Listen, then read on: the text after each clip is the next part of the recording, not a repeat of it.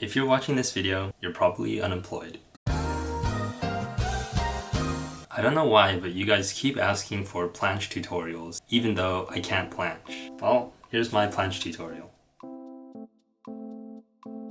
I started planching back in May of 2023. During that time, I unlocked the straddle, got some shoulder and bicep injuries, and then I unlocked a very short full planche after 1.5 years of injury. Even now, I can't hold it very consistently due to suboptimal training conditions and minor injuries, and also not caring enough.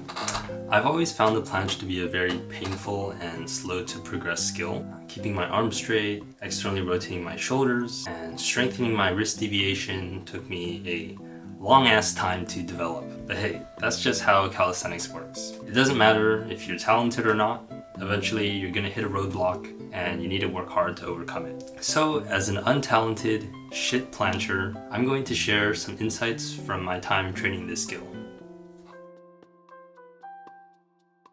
What should you have before you really start focusing a lot of energy on the planche? A lot of it comes down to conditioning from my perspective. Shoulder, elbows, and wrist.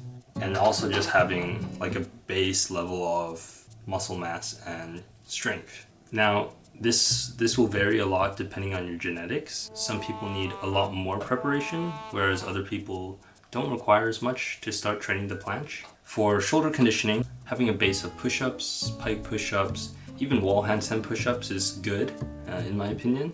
For elbow conditioning, I think just having good strength in elbow flexion, like with chin-ups, maybe even like back levers, maybe having a base with some bicep isolations like curls could also be helpful. And yeah, ideally you're gonna have a foundation of basics, right? Some number of push-ups, pull-ups, dips, whatever. And you're going to also have like a good base of musculature and connective tissue strength. That's the prerequisite to start training the skill. Now let's talk about form cues. And I'm gonna teach you how I like to cue for the planche. So I'm gonna switch camera angles and I'm gonna show you on the ground. Okay, welcome back. Let's talk form cues now. First is locked out elbows. So not like this, fully locked out, right? You also need a good certain amount of external rotation. This is like, you can do planche with internal rotation, like your arms rotated inwards, but it looks more aesthetic, and it's also considered better etiquette and better for strength if you turn your elbows out like that. Once again, internal, external. You don't need to be in full external rotation, but some degree of control, right, is good. Basically, think about pointing this ditch of your elbow forward. The next thing is protraction, right? So, shirt's coming off. Protraction is basically pushing your shoulders away from each other. So you're pushing your shoulders away from each other like this. Once again, like so. Now, a lot of people, when they protract, they tend to elevate their shoulders as well, and I have this issue. So basically what that means is you have protraction, and then you have elevation, where your shoulder is coming up. When people planche, a lot of people tend to over round, if that makes sense. So they excessively round their spine, like so. And what that does is you can see my shoulder blade ends up coming up when I over round my thoracic spine or my upper spine. So a really important cue is when you protract, make sure you're not going excessive to the point where you're elevating, because ideally you want your shoulders to be depressed, which means down. A good way to tell if your shoulder blades are depressed and protracted is, one, your lats are going to be visibly contracted.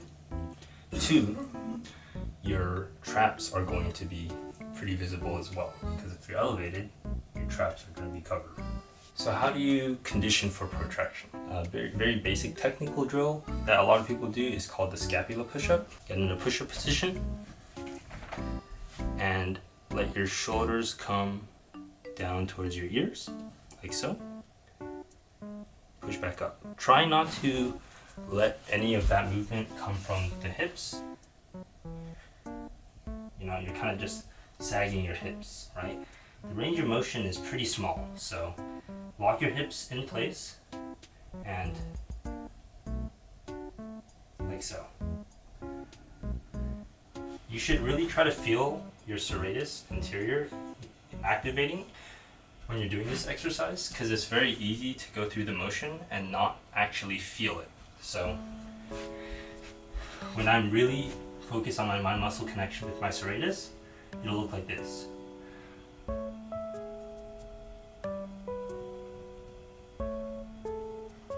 Like that. That's a little bit about how to feel and maybe a little bit of condition for protraction. Another thing that you should probably consider is whenever you do your regular push training, so your push-ups, your pike push-ups, also those things, try doing them with protraction, because again, that will kind of carry over more into the planche. So as an example, instead of doing your regular push-up like this, where you're bringing your chest in front, try to close the chest a little bit and maintain this posture and then do your push-up. It's a lot harder this way when you lock your shoulders into protraction. Next form cue I want to talk about is the posterior pelvic tilt. What posterior pelvic tilt is referring to is this rotation of your hip, right? So anterior pelvic tilt is when your hip is rotated like that. In planche, you want to have posterior pelvic tilt, where you're rotated like so, like this. To achieve this engagement, you should squeeze through your abs and also your glutes. And then when you do your planche, it'll look a lot better, right? This is anterior, this is posterior. Now, one thing for head position, you don't want to be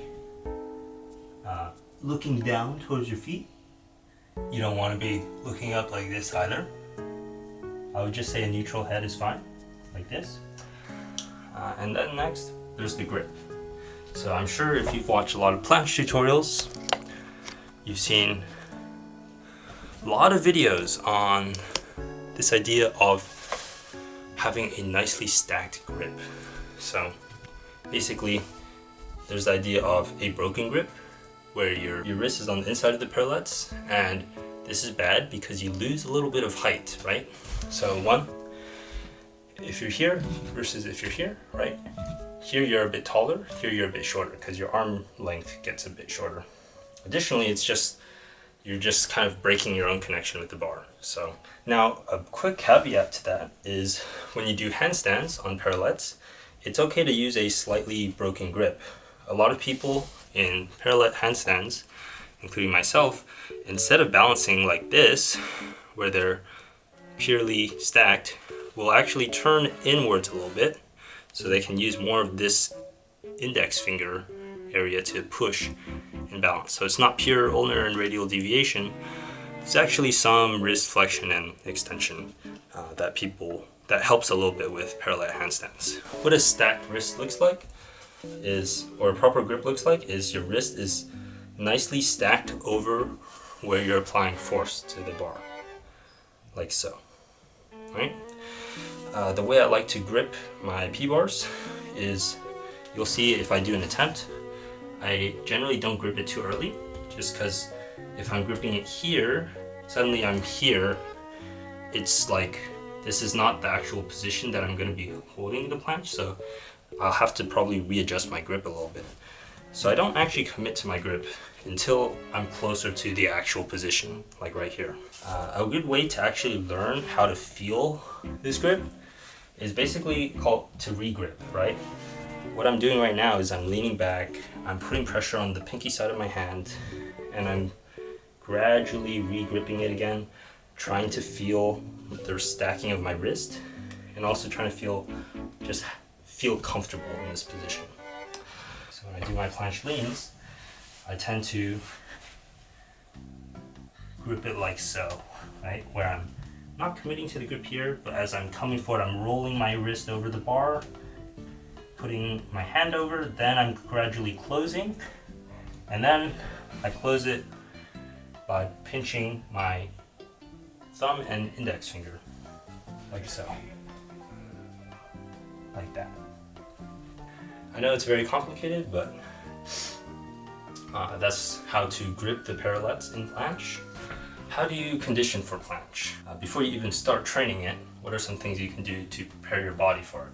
I already talked about protraction earlier, basically doing scapula push-ups or doing push exercises with protraction. With scapula push-ups, you can also get a resistance band around your back and train it like that as well to make it more difficult once you get good. In my opinion, I don't do a lot of scapula push-up isolation just because my protraction is not necessarily my weakness right now. Also, after a certain point, just training the skill is more specific and more useful than training accessories. Next is elbow conditioning. Basically, it's very stressful on your elbows because your arms are in this straight position, right? Even before you really start committing to planche, it might be a good idea to start conditioning your elbows. Some ways you can do that. Straight arm conditioning is with a planche lean, like so. Right? Leaning forward, pushing through, and really focusing on conditioning the elbows. And if you want, you can turn your elbows outwards like this to really emphasize the elbow conditioning more. I wouldn't necessarily recommend this in a high intensity set, but when you're conditioning, it's okay to make it a little bit harder. For me, sometimes what I do is I do it supinated just to really focus on the bicep. So I'm not leaning crazy, but I'm leaning pretty intentionally, like so. Or I'll do it on the floor. One thing I like to do as well, you don't have to do it static. You can also do what I call lean presses, where you're going from your lean, pressing up, going back into your lean, pressing up, and I tend to re-grip every time I come back into the lean, so it's a good drill for feeling the grip. So I'm sure a lot of you guys have heard of this, but there's an exercise that you can do with weights. I'm gonna just do this because I don't have them with me. It's called like dumbbells and eddy press. So you basically, you're gonna hit this. You basically have your weights in your hand. You lift it like so. Again, focusing on the lockout, like that. For me, I don't go very heavy on these. I go by feeling. I don't try that hard to progressively overload them. I usually do maybe 10 to 15 pounds end of my session, like end of workout, or if I'm having a weekday, I don't have a lot of energy, then I'll do more focus on conditioning, and I might do some heavier dumbbells and eddies if I really feel like it. You can also do these straight arm drills, not just with weights, but you can do it with bands, you can do it with a cable machine. There's a lot of ways to train straight arm strength. Next is wrist conditioning. A lot of people who train planche get forearm splints, which is kind of like pain on this side of your forearm, and it happens when they exit the planche, right? I get this every once in a while as well, and basically it has to do with the fact that you're ulnar deviating like this in the planche, right? You're locking your wrist in place so you can't really see it, but when you planche and lean, you're actively pressing your wrist like so. And that puts a lot of pressure on the forearm. So one thing you can do first is when you exit planche, you're in a planche progression, instead of falling forward, you should try to push back. This has kind of two benefits from my understanding. One, it prevents you from ego lifting. So you're not doing too hard of a progression. It's very easy to get caught up in trying to maximize your hold times and going way too hard. So making sure you have enough energy to push back at the end of every set is a pretty good practice. The other benefit that you get from this is it allows you to gradually exit the movement. Instead of here coming down, and then you lose all your tension in your forearms, you get some pain. You push back, and you can slowly ease tension from your wrists and your shoulders even, because I get basically periosteitis but in my shoulders, so I also have to be mindful of that, and that will help a lot. Another thing that will be helpful is just strengthening your ulnar deviation. One drill I like doing a lot with the parallettes is basically a dynamic drill. Looks like this. Really going full range of motion. You can make it harder by putting more weight through here. You can also do it through the sides. Doesn't really matter, right? I also, since I'm here, I generally like to do the opposite side, so radial deviation as well. So what I'll do is I'll basically do the opposite like that.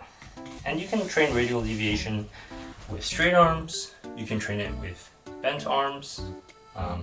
It's not that big of a deal, as long as you feel good when you do it. Like some people will feel better doing certain drills. Lower back and hip conditioning. Again, one really big drawback of calisthenics is that you don't really train your lower back that well with this sport.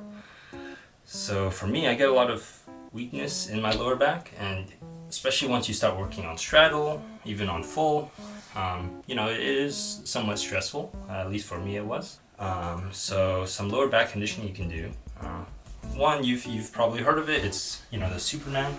So you lie prone, lift your feet off the floor, you can lift your hands off the floor here, you can hold this isometrically. Another thing you can do if you have a box or a platform is just pure leg extension, like that. If you have one of those really nice benches that allows you to hinge at your hip, like one of those benches at your gym where you're basically coming forward and coming up, you can put some weight and do that movement. And when you do it, a lot of people do it like this, where they're leaning forward with a straight spine. But I recommend almost doing it with a slightly contracted abs. That way you're training your back extensor muscles, but in a flexed position. So that conditioning is a little bit more specific to body positioning in planche. Your training, like over a longer period of time, should look like you're starting a lot with your general conditioning, building up a base, building up some strength in your shoulders and conditioning in your joints. And then over time, you're doing more specific conditioning. You're doing your leans, you're doing your scapular push-ups, you're starting to feel how the activations in planche work, but not in the actual skill. And then, once you're confident, you can go into specific progressions. This is your tuck, your advanced tuck, super advanced tuck, straddle, half lay, whatever, and your full, right? And not only that, you also have your band progressions. There are multiple ways to set up bands. Personally, like hanging bands from a bar or attaching it to my static bar and using that. It doesn't really matter too much as long as you're consistent and you have a way to progressively overload that is like more manageable in steps. Not like huge jumps, but manageable. And it's perfectly normal to go from a very specific phase of your training where you're doing mostly planche work to reverting back to general conditioning or specific conditioning if you feel like you need to work on something. So training frequency and sets per week, this is where planche is kind of different from front lever. In my opinion, planche benefits more from higher frequency than front lever, even though front lever does benefit from higher frequency training, because it's so much more technical and it's so much more proprioceptive, which means you need to feel and understand where your body is in space as you're doing the movement. As for sets per week, this is an individual thing. It depends on you, your body, your genetics. It also depends on what phase of training you are, because if you're learning how to do a tuck planche versus if you're learning how to do like a very endurance focused combination with push-ups, holds, and presses, your volume's not going to look the same, right? So sets per week is somewhat of a nuanced thing, but for a lot of people who are just learning the planche, right, you can kind of treat this similarly to a strength training approach. Your standard sets per week for a gym exercise is going to be that 10 to 20 range per week. My recommendation is start at the lower end, slowly titrate up, see how your body feels, and eventually you'll reach a point where you're like, more volume won't necessarily help me out, right? You're getting too gassed out at the end of your sessions, you're not recovering properly, your quality of your working sets is not good anymore, stuff like that. In addition, you have your volume, but you also have your intensity, which is like, which progression are you doing? Are you doing tuck? Are you doing advanced tuck? Like, what percentage of your maximum are you going to? That is a very important metric as well. And you have your relative intensity. So how close to failure are you going per set? So these different factors are all connected. So you can't just say, oh, I've experimented with all the different ranges of volume, I know exactly what works best for me, because you have to also experiment with relative intensity and intensity, and you need to kind of find the balance. Again, training is not supposed to be formulaic, it's supposed to be an art form, so don't stress too much about getting it perfect, just be reasonable, and you will probably, as long as you're consistent and not overdoing it on any extreme, you'll probably make progress over time. For the hold times of your sets, right? General range of hold times that I think are practical, between 2 and 15 seconds, right? Those shorter holds are going to be more of top sets, seeing how long you can hold a very high intensity progression. These should not make up a majority of your training at all. On the other side of the spectrum, you have longer holds, maybe 15 seconds, maybe even more. And these are holds where you can really focus on technical aspects of the movement, right? Your protraction, your depression, your external rotation, your PPT, your head position, like all these different things are where you can really focus on those without being too stressed out by the movement itself.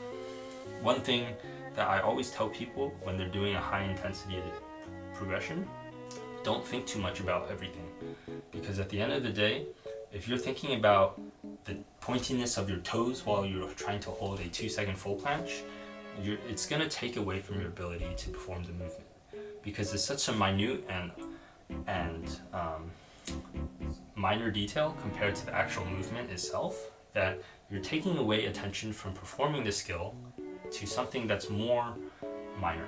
One last thing I want to talk about for volume and recovery and how to know how much is too much, how much is too little, right?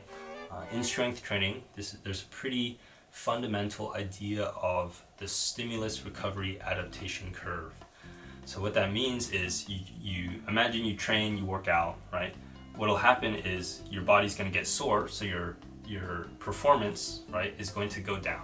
You're going to see a dip. If you were to train like 5 hours after a hard training session, you'll notice you're not as strong anymore. Over the course of the next couple of days, your body recovers and gets back to baseline, so you feel almost fresh, right? But what'll happen is your body will anticipate that same stress happening to itself again, and it'll overcompensate, and that's why you'll get a bit stronger than you were at your previous baseline.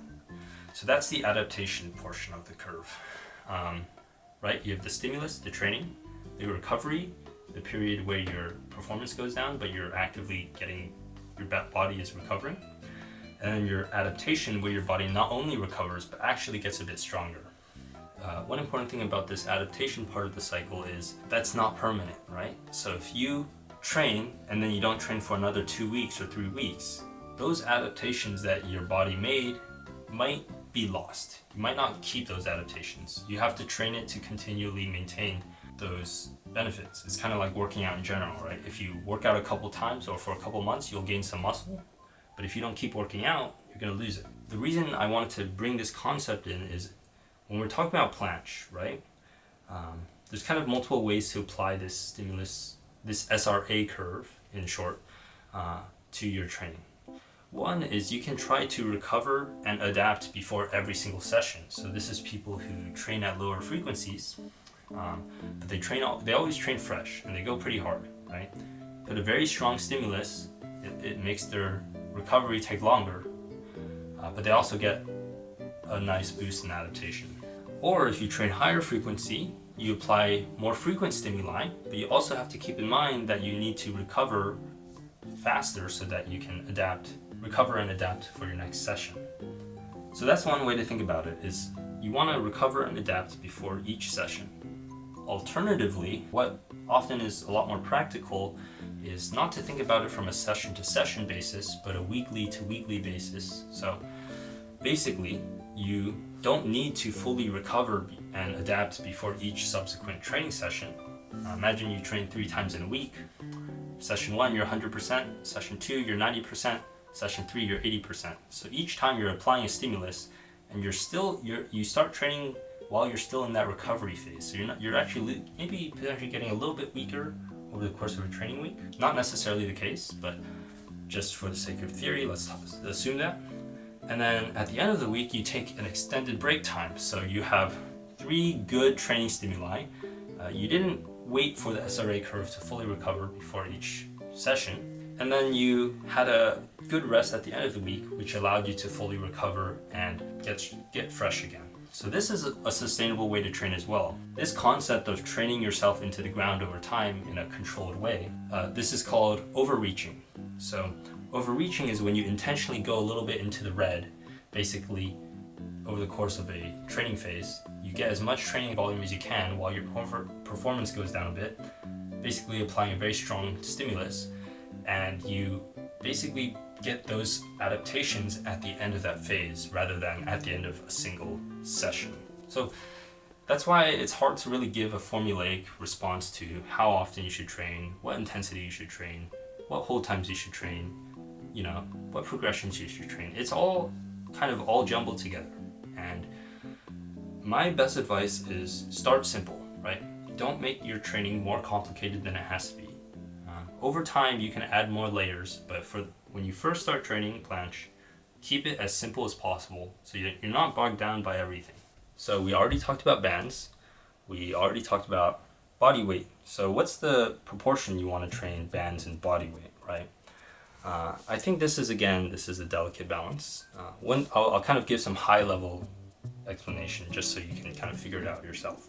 One benefit I see with bands is it reduces the stress on your joints, right? You're training a highly specific progression. You're training more lean, but you're not training with your full weight. So you can kind of learn kind of harder progressions or train existing progressions without so much stress on your joints. That's the main benefit I see. The body weight progressions, however, are more objective. They're important because if you always work with bands, you're never going to really be able to apply that to body weight, right? Sometimes even people have good PPT when they train bands, but when they train body weight, they're so used to that band helping them that they can't properly PPT. Another thing that I want to talk about, I've talked about this before on my channel, but the idea of load specificity versus joint angle specificity. Body weight holds have more load specificity to the full planche because you're working with the same amount of weight that you would be in a full planche. So you're getting that benefit that you don't get with bands. However, bands give you more joint angle specificity where your joints are in a more similar position than you would be in a body weight hold. So that's a benefit of bands that you don't get with body weight. There'll be times when you train more bands than body weight or more body weight than bands. It depends on you and something you should play with over time. So when you do train bands, how heavy of a band should you use? Depends again on how heavy you are, how tall you are, right?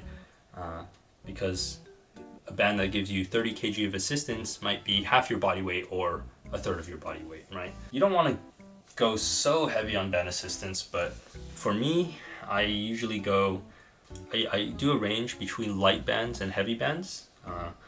Heavy bands probably being close to over a third of my body weight in assistance. The heavier the band you use, the more focus is going to have on technique, right? You'll have that breathing room to really lock in on certain activations. With the lighter bands, you can be more specific, right? It's really good for peaking for your next progression. If you're super close to the advanced tuck, super close to the straddle, and you just use light bands and you can train good hold times, it'll be really helpful and specific for your straddle or whatever, advanced tuck.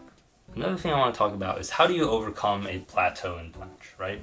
For me right now, I'll give it myself as an example. I'm kind of stuck in what's called as straddle hell, where you're kind of just stuck in straddle forever. This is kind of nuanced because straddle has multiple phases, even though it's a single progression, right? You have your pike straddle, you have your incline pike straddle, right? You have your PPT is not good straddle, and then you have like your clean straddle where every line is straight, your PPT is good, you're leaning properly, right? So even when you're working through straddle, there's a lot of phases to work through to really solidify that before you move on to the full. How my current approach is to straddle and moving towards full, because for me, I can maybe do a 2-second full on a really good day, but on my average day, I can't even come close to that, right? First thing is training with multiple band progressions, right? Working in the heavy band and then transitioning more of my volume to the medium band and light band and eventually body weight where I'm comfortable just doing straddle on any given day is kind of one thing that I plan on doing. I also want to build my body weight straddle closer to 10 seconds. Right now it's maybe 4, maybe 5 if I'm feeling really good without super clean form. And building up that whole time, building up to presses, maybe 1 or 2 presses really clean is kind of on my radar before I lock in on full a bit more. And yeah, simultaneously I'll probably do some banded full, but not super urgent at the moment. Lastly, I'm going to talk about 2 auxiliary movements of the planche, which is the press and the push-up. The planche press and planche push-up is very related to planche, but